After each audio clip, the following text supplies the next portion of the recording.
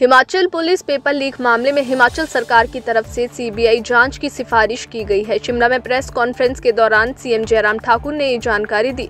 CM ने बताया कि इस मामले के तार अन्य राज्यों तक भी फैले हैं और एसआईटी ने इस केस में बेहतरीन काम करते हुए अन्य राज्यों से भी 10 लोगों को गिरफ्तार किया है। सीएम ने कहा कि जब तक सीबीआई मामले की जाँच शुरू नहीं करती तब तक एसआईटी ही मामले की जाँच करेगी। मंगलवार को शिमला में मीडिया से बातचीत में सीएम जयराम ठाकुर ने कहा कि एसआईटी ने बेहतर काम किया है, लेकिन इस धांधली के तार अन्य राज्यों से भी जुड़े हैं। ऐसे में किसी भी तरह के सवाल ना उठे, इसके लिए राज्य सरकार ने सीबीआई जांच का फैसला लिया है। सीएम ने बताया कि इस मामले में अब तक कुल 73 लोगों की गिरफ्तारी हुई है। इनमें से एक किंगपिन बनारस से शिव बहादुर है, जिसे एसआईटी ने यूपी पुलिस की मदद से गिरफ्तार कर लिया है। इसके अलावा बिहार से अमन को पकड़ा गया है। इस तरह अन्य राज्यों के कुल 10 लोग गिरफ्त में है। एसआईटी ने अब तक 8,49,000 कैश, 15 मोबाइल फोन, लैपटॉप और एक स्विफ्ट डिजायर गाड़ी भी पकड़ी है। सीएम ने कहा कि भाजपा सरकार ऐसे मामलों में जीरो टॉलरेंस की नीति पर चलती है, इसलिए राज्य सरकार की मंशा बिल्कुल साफ है। जैसे ही पेपर लीक का पता चला, रात को ही एफआईआर दर्ज की गई और दूसरे दिन सुबह 9 बजे एसआईटी का गठन कर दिया गया। अब सारी चीजों को लेकर के, क्योंकि पहले हमको ये लग रहा था कि शायद ये घटना विद इन स्टेट ही है, स्टेट के अंदर ही इसकी ज्यूरिस्डिक्शन रहेगी और सारी जो इन्वॉल्वमेंट जिन लोगों की है वो शायद स्टेट के अंदर ही इस तरह से।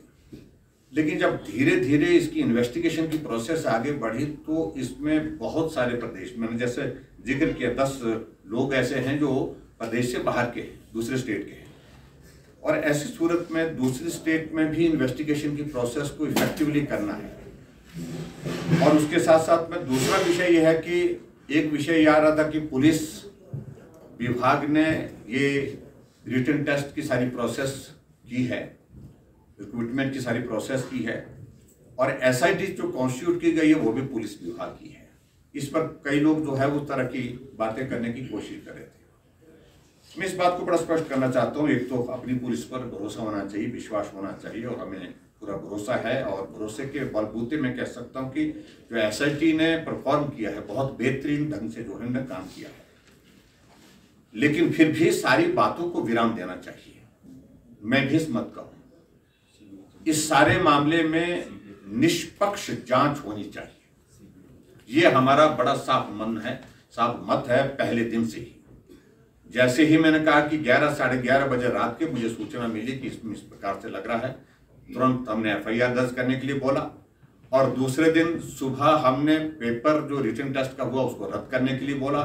एसआईटी कॉन्स्टिट्यूट की, और एसआईटी कॉन्स्टिट्यूट करने के पश्चात तुरंत जो है हमने धरपकड़ शुरू की और उसके परिणाम का जिक्र मैंने आपके सामने किया है।